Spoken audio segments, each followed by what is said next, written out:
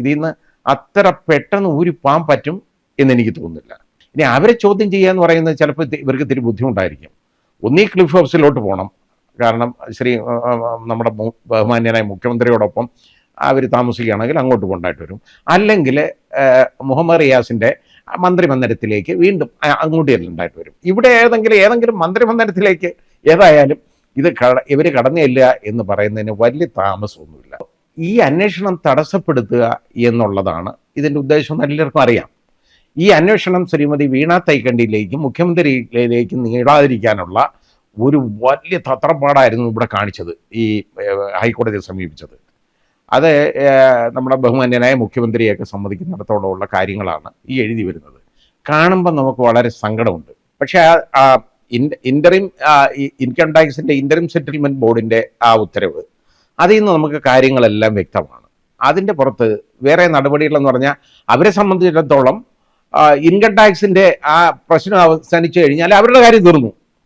അപ്പോൾ ഇവിടെ KMRL അവർ ഈ ഫൈൻ അടിച്ചു, അതായത് അതിൽ നിന്ന് അവർ കുടിച്ച അതിൻ്റെ മുഴുവൻ വാങ്ങിച്ചു, അതിൻ്റെ പെനാൽറ്റി വാങ്ങി, ഇതെല്ലാം വാങ്ങി, അവരുടെ പ്രശ്നം തീർന്നു. പക്ഷേ അവരുടെ പ്രശ്നം തീർന്നാലും ഈ കുടം തുറന്നു വിട്ട ഭൂതം അങ്ങ് അകത്ത് കയറിയിട്ടില്ലല്ലോ. കുടത്തിനകത്ത് ഭൂതം ഇങ്ങനെ വെളിയിൽ നിൽക്കുകയല്ല. ഇപ്പോൾ ഈ കിക്ക് ബാക്സ് വാങ്ങിയ ആളുകൾ, അതായത് ഏതാണ്ട് 1,72,72,00,000 രൂപയെ കണ്ടാണ് ശ്രീമതി വീണ തൈക്കണ്ടിയുടെ ഈ കമ്പനി 1% കമ്പനി ഇവരുടെ ഇന്ന് CMRLൻ്റെ ഇന്ന് വാങ്ങിക്കൊണ്ടിരിക്കുന്നത്. മാസം തോറും ഇങ്ങനെ കാശ് വാങ്ങിക്കൊണ്ടിരിക്കുകയാണ്. എന്താണെന്ന് ചോദിച്ചു കഴിഞ്ഞാൽ സേവനം കൊടുക്കുന്നത് ഒരു സേവനവും ഇല്ലെന്നുള്ളതാണ്. അത് വെളി വന്നതാണ്, ഒരു സേവനവും ഇല്ല. അത് എഴുതി യാതൊരു ഒരു സേവനത്തിനും അല്ല ഇത് കൊടുത്തേക്കുന്നത്. അത് CMRL സമ്മതിച്ചു. കാരണം CMRL സമ്മതിച്ചത് കൊണ്ടാണല്ലോ അവർ പിഴയടച്ചത് മുഴുവൻ. ഇൻകം ടാക്സ് ഡിപ്പാർട്ട്മെൻറ്റ് ചോദിച്ച പണം അവരും കൊടുത്തു കേട്ടോ. അതിനൊക്കെ കർത്ത വളരെ മിടുക്കനാണ്. ആ കാശൊക്കെ ചോദിച്ചു കഴിഞ്ഞാൽ അന്നേരം കൊടുക്കും, ഒരു കുഴപ്പമില്ല. പിന്നെ കൈക്കൂലി കൊടുത്തൊക്കെ അതൊക്കെ ഇതിൽ നിന്ന് ഒഴിവാക്കാൻ നോക്കി, അതും കൂടെ നോക്കി. ഇത് കാരണം ഇഷ്ടംപോലെ കൊണ്ട് തിന്നുകയാണ്. ഈ കേരളത്തിന് കിട്ടാനുള്ള കരിമണൻ്റെ കേരളത്തിൻ്റെ വകയാണ് അത് മുഴുവൻ കൊണ്ടുപോയി തിന്നിട്ടാണ് അതിൽ നിന്ന് കുറച്ച് ഇൻകം ടാക്സ് അതിൽ നിന്ന് അതും കൂടെ വെട്ടിക്കാൻ നോക്കിയതാണ്, നടന്നില്ല. അത്രയേ ഉള്ളൂ കാര്യം. ഇനി വേറെ ഏതൊക്കെ വെട്ടിപ്പൊക്കെ ഉണ്ടായി എന്നുള്ളത് പുറത്തു വരേണ്ടിയിരിക്കുന്നു. ഇപ്പോൾ ഇവിടുത്തെ പ്രശ്നം എന്ന് പറയുന്നത് ശ്രീമതി വീണ തൈക്കണ്ടിയിലേക്ക് അന്വേഷണം നീളും എന്ന് അവർക്ക് രണ്ട് കമ്പനിയിലായി, അതായത് CMRLായി, KSIDCയിലും വന്നു. പിന്നെ ഇനി വരേണ്ടത് എക്സാലോജിക്കാണ്. ഇപ്പോൾ എക്സാലോജിക്ക് ഡോർമെൻ്റ് ആക്കി വെച്ചപ്പോൾ 1% കമ്പനി ആകുമ്പോൾ അതിന് മുഴുവൻ ഉത്തരവാദിത്വം ഉള്ളത് ശ്രീമതി വീണ തൈക്കണ്ടിയില്ല ആണ് പോകുന്നത്. ഇനി അവരെ ചോദ്യം ചെയ്യുക എന്ന് പറയുന്നത് ചിലപ്പോൾ ഇവർക്ക് ഇത്തിരി ബുദ്ധിമുട്ടായിരിക്കും. ഒന്നീ ക്ലിഫ് ഹൗസിലോട്ട് പോകണം, കാരണം നമ്മുടെ ബഹുമാന്യനായ മുഖ്യമന്ത്രിയോടൊപ്പം അവർ താമസിക്കുകയാണെങ്കിൽ അങ്ങോട്ട് കൊണ്ടായിട്ട് വരും. അല്ലെങ്കിൽ മുഹമ്മദ് റിയാസിൻ്റെ മന്ത്രിമന്ദിരത്തിലേക്ക് വീണ്ടും അങ്ങോട്ട് ചെല്ലുണ്ടായിട്ട് വരും. ഇവിടെ ഏതെങ്കിലും മന്ത്രിമന്ദിരത്തിലേക്ക് ഏതായാലും ഇവർ കടന്നു ചെല്ലുക എന്ന് പറയുന്നതിന് വലിയ താമസമൊന്നുമില്ല എന്നാണ് എൻ്റെ പ്രതീക്ഷ. ആ താമസം ഇല്ല എന്നുള്ളത് കൊണ്ടാണ് എത്രയും പെട്ടെന്ന് ഈ അന്വേഷണം അവിടെ അങ്ങ് വഴിക്ക് നിർത്താനായിട്ട് ഈ ഹൈക്കോടതിയെ സമീപിച്ചത്. ഏതായാലും നമ്മുടെ ബഹുമാനപ്പെട്ട ഹൈക്കോടതി ഒരു കാര്യം ചെയ്തു. അത് ആദ്യമേ തന്നെ ചോദിച്ചു, നിങ്ങളെന്തിനീ അന്വേഷണത്തിന് ഭയക്കുന്നത്? നിങ്ങളുടെ കൈകളല്ല ശുദ്ധമല്ലേ എല്ലാവരുടെയും? അപ്പം കൈകൾ ശുദ്ധമാണെങ്കിൽ പിന്നെ അന്വേഷണത്തിന് പേടിക്കുന്ന എന്തിനാ? അന്വേഷണം പക്ഷെ അന്വേഷണം പാടില്ല, കൈകൾ ശുദ്ധമാണ്, അവിടോട്ടൊന്നും അന്വേഷണം പാടില്ല എന്നുള്ള ആ ഒരു ഇടപാടാണ് നമ്മളിപ്പോൾ ഇവിടെ കാണുന്നത് കേട്ടോ.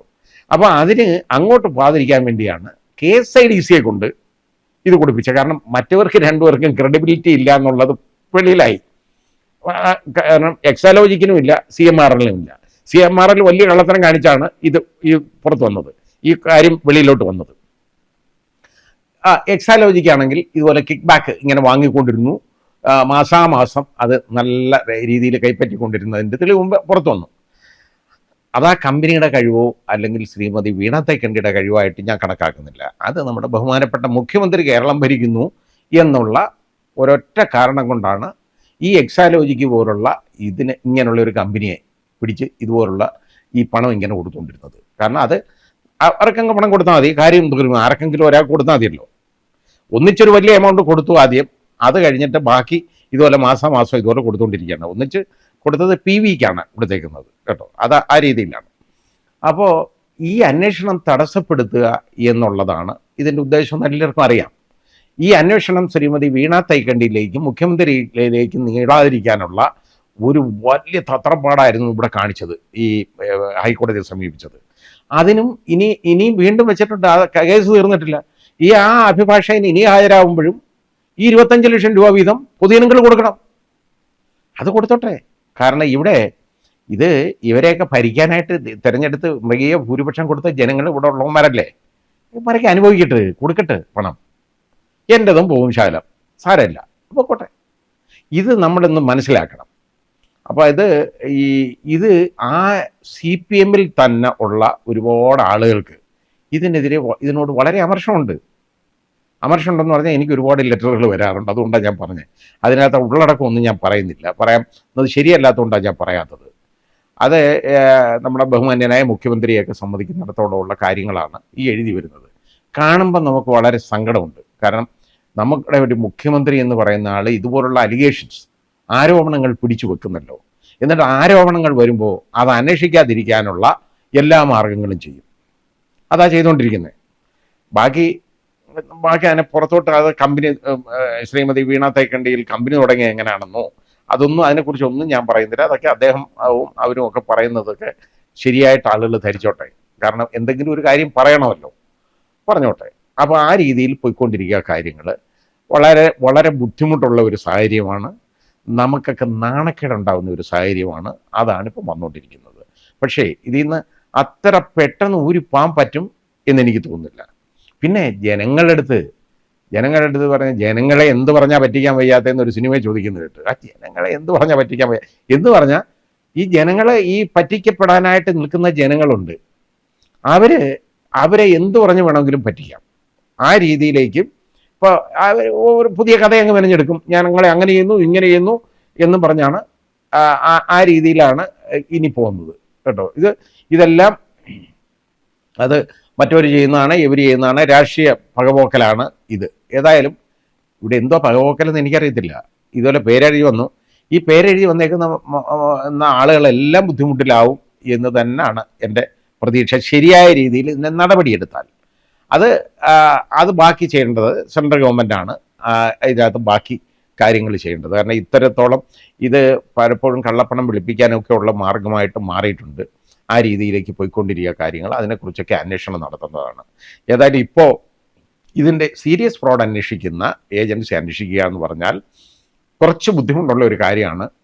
അവരത് നല്ല രീതിയിൽ അന്വേഷിച്ച് മുമ്പോട്ട് കൊണ്ടുപോകും എന്നുള്ളതാണ്. അവർ KSIDCയിൽ ഒരു തവണ നടത്തും. ഇനി വീണ്ടും KSIDC തന്നെ ബാക്കി അന്വേഷണം. ഇന്നലെ അവിടുത്തെ സെർച്ച് നിർത്തിവെച്ചെങ്കിൽ പോലും വീണ്ടും തുടങ്ങും.